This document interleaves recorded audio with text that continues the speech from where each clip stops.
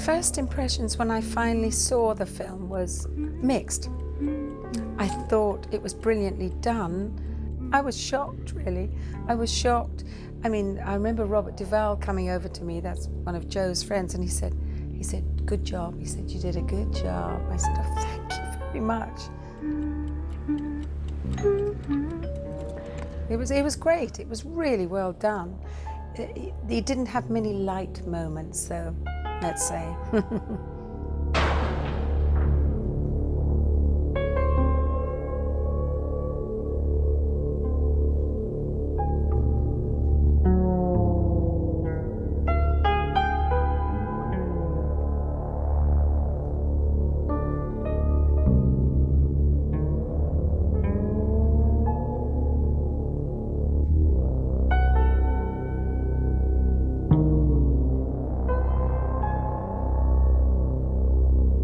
I tell you what, I didn't plan to do modelling. In fact, I didn't plan to be involved in film at all. What I wanted to do was art. And I was going to a Saturday art school, hoping to get in full time as an art student. But I didn't have the necessary qualifications that you needed at the time. So I did the Saturdays, which I loved. And there was an art student friend that was studying photography. And he said, can I take some pictures of you? And I said, that's fine. And I was, 16? I was really young. And he took the pictures. And with my mother's knowing, he sent them off to, it was a photographer was having a competition, David Bailey, a really well-known English photographer, and it won the competition. So that kind of set me off on my path to modelling. I got to do a series of adverts for English.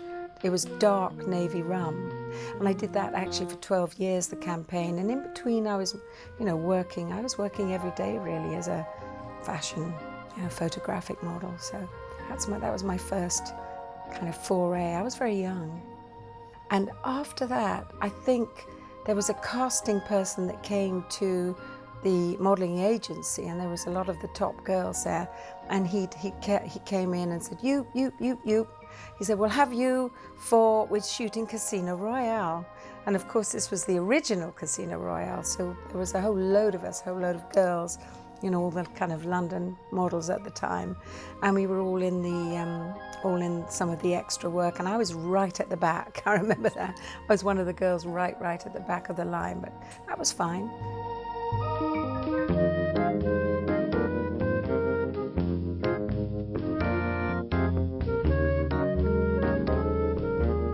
I was sitting in the makeup room in my Stella Star gear, which was quite minuscule, I must say, my little strips of leather and stuff, being pampered and done like Stella Star. And then in walked this wonderful kind of charismatic man with rather a loud voice. He said, I'm Joe, I'm playing Count Zarthan, evil Count Zarthan, and I'm from New York, and that was it. I loved Joe. I absolutely got to really love him. He was an amazing man to be around and to feel his life. He really lived life. He loved life. He loved life. He did. Come in.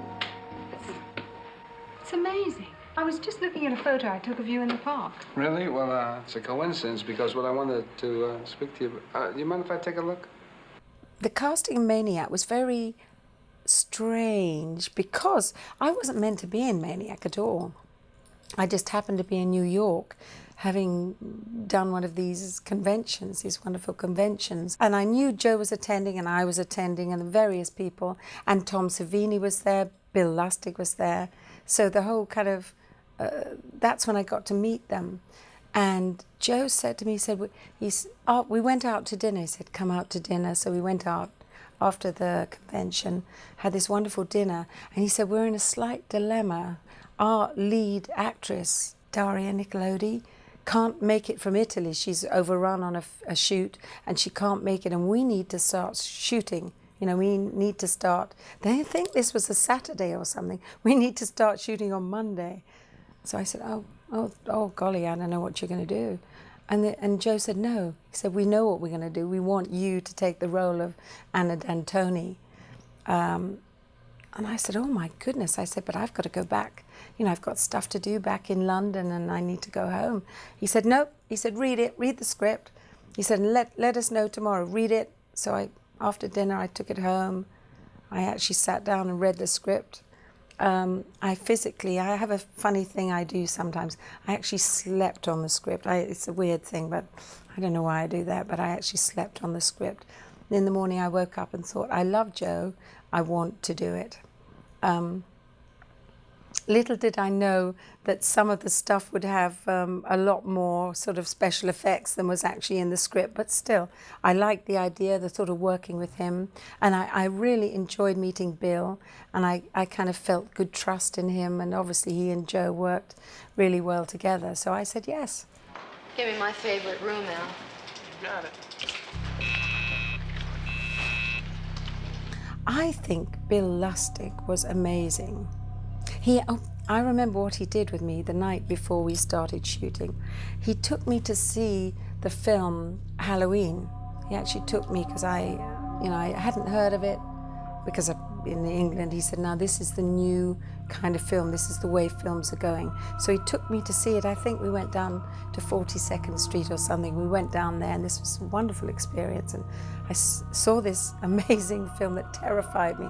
He said, right, he said, now you've seen that, he said, this is what we want to kind of accomplish, the same shock value, the same jumps, the same, kind of intensity as that. So I said, wow. Rita, no. Frank! Rita, no. This is me! Rita, no. Frank! Frank! My character, Anna D'Antoni, I don't know if there's much I could have done with her other than she was obviously European with a name.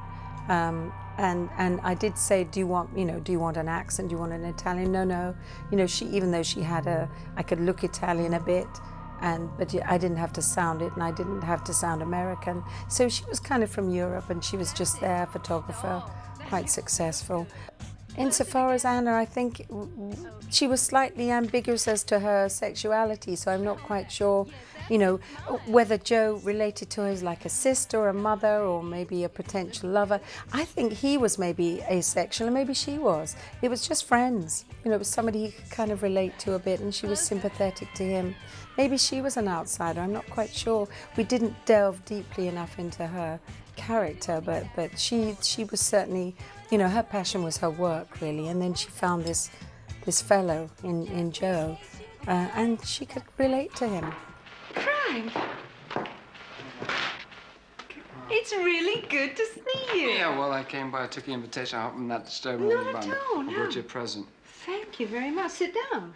I wasn't on the set for a lot of the more graphic scenes, and I wasn't involved. My character wasn't really involved in the somewhat distressing scenes, really, and very realistic scenes. Although I do remember being fascinated and sitting up one night with a journalist, Steve Swires, and we did watch some of the Tom Savini's magic when he was so quick, he'd create these extraordinary things. So I became more and more aware of it, but I wasn't fully aware of the extremeness until I saw the kind of opening. We had a so-called, like a premiere in New York. It was the very day the American hostages were released, and we had the premiere on the same night because they had the same big venue. So we have a Maniac party and a hostage party, and Joe had invited a lot of his, very well-known friends to, which is quite extraordinary. So then I think in the cinema, in the darkened cinema with his invited guests and various people, the full realization of the quite graphic stuff came to me. Maniac, you can lock your doors, but you can't lock the madman out of your mind. We kind of went on a, I don't know what you call it, well, Maniac promotional tour. We went to Cannes. I just loved Joe and Bill, and I thought, well, I'm going to go with them. They want me to go. I'm going to promote it.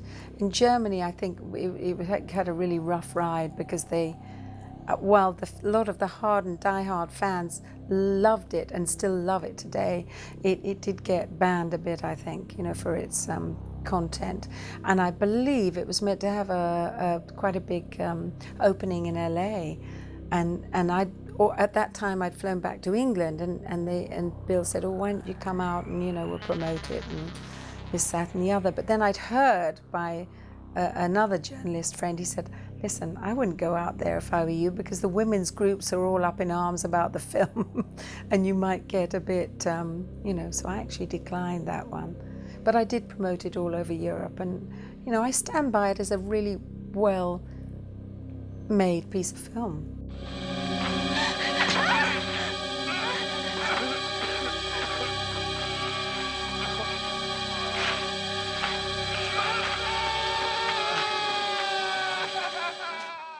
I think Maniac seems to have stood the test of time.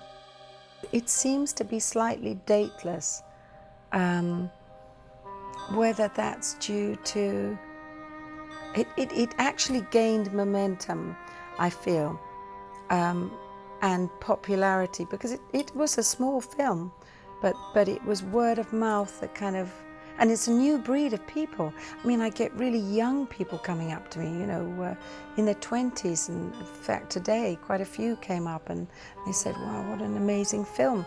And I would say, well, how did you hear about it? Oh, my dad had it. I saw it when I shouldn't have done, when I was 12. I said, golly. So I'm not sure what the kind of magic was about it. It kind of had a realness about it. A realness and a surrealness about it that made it. It just doesn't seem to date. I'm not quite sure why. I mean, maybe the clothes, if you looked at the clothes, are slightly dated, but it just seems to work. Good or bad.